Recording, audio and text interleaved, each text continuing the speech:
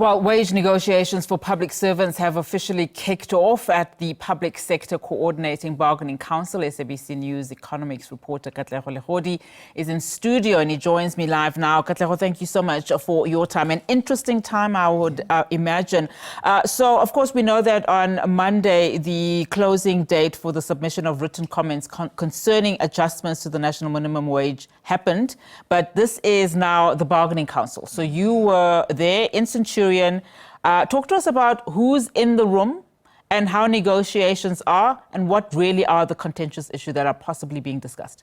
Well, good afternoon to you, Unati, and to our viewers at home. Well, it's that time whereby we see the public servants sit down with the employer. This is government to try by all means to look ahead in terms of the financial year where the workers' wages are concerned. This coming through at a time when workers have been complaining about the cost of living. Here, we're talking about teachers, we're talking about doctors, we're talking about nurses, those that are in the public sector. And most of them, we have heard even from their leaders of these unions, that they are heavily indebted. When you look at the monthly salary that they would get, most of them living from hand to mouth. So they've been looking forward to this particular process that officially kicked off yesterday at the Bargaining Council. This is the Public Sector Coordinating Bargaining Council in Centurion. There we have government and we have the unions. The unions, before even the 1st of October, they had been meeting to form somewhat of a labor caucus. They've been engaged in pre-bargaining, just consolidating all of their approach or their efforts in terms of what they're calling for so they can be united in approaching the employer. What we know right now is that they've placed a 12% wage demand on the table, and this is something that the employer has already come back to say, nope, I can't afford it. What I can afford is 3%. They're not happy at all, and they're trying by all means to avoid somewhat of a stalemate, what we've seen in the past. So here we're talking about 1.3 million of these public servants that would be looking towards this process in terms of getting an increase of these salaries. And most of them are really saying that government is already negotiating and approaching this process in bad faith, as they're not finding each other as we speak right now. Yeah, I mean, you've covered how our economy is currently doing. We know that we're only now starting to see some form of, a light at the end of the tunnel, as it were. But given how, the economy has been struggling, we also know that some departments have had significant budget cuts, including those that you've just mentioned, particularly in the education and the health sector. And when you look at where government is, willing to come in at 3% and what the workers are asking for at 12%, and then you look at the living conditions of this country, do you think that there is going to be some form of compromise, as it were? Because, these are early days. They're still negotiating.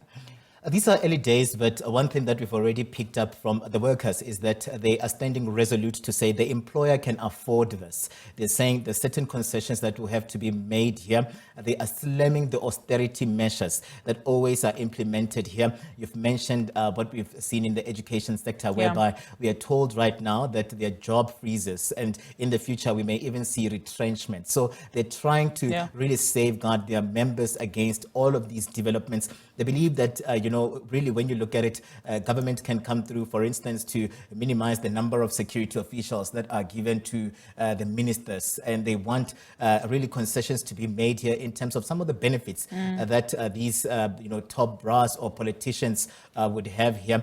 And they're saying that the workers that are more or less pushing and driving the economy are the ones that have been in the receiving end where this is concerned. And one thing that has been notable is them saying that really, when you look at it, if the workers are not getting what they want, it is hampering on the delivery of services. So if you don't have teachers, if you don't have nurses, then people are not going to be able to get assisted here in terms of the services that they would seek here. So they are saying that a government must come through to ensure that it lives up to the expectations of the delivery of services in making sure that it looks out for the public servants. So right now, it's reaching that particular, it's basically a stalemate as we speak right now, even though they are early days. We see them, the workers, even going to an extent of saying now they're not finding each other with the employer. The employer has come back to say, I can't afford this, and there are frictions already. They're roping in a facilitator through the CCMA to come through and sit down with these people, mediate and try to help them find each other. But they're not budging on the 12% as they believe that government,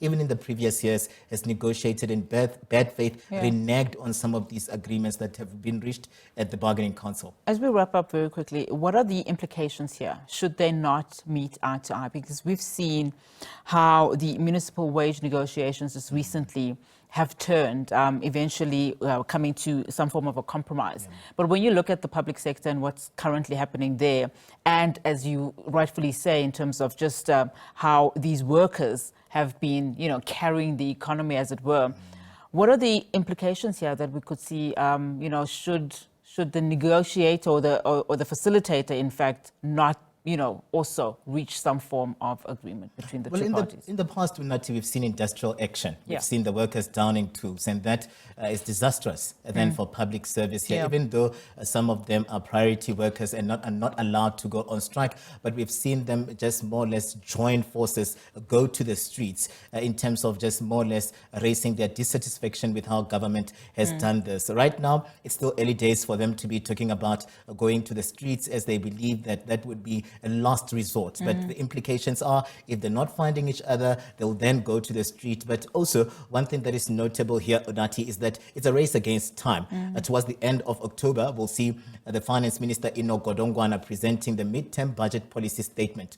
And what the workers want is for this figure that will be agreed upon to be accommodated in that mid-term budget policy statement, so that in February, when we see the budget presented, and then there's money that is budgeted for this process. But right now, it's still early days. We'll wait and see how things go. But they are not finding each other already, and hence they've roped in the services of a mediator through the CCMA, and there'll be a date that will be announced soon as to when then they'll sit down to try by all means to find each other here. All right, Katlego, let's leave it there for now, but I'm sure you will be following up the story very closely. And we'll definitely come back to you. Of course, SABC News economics reporter there, Katlego Legodi, just unpacking all of that is happening at the Bargaining Council for us.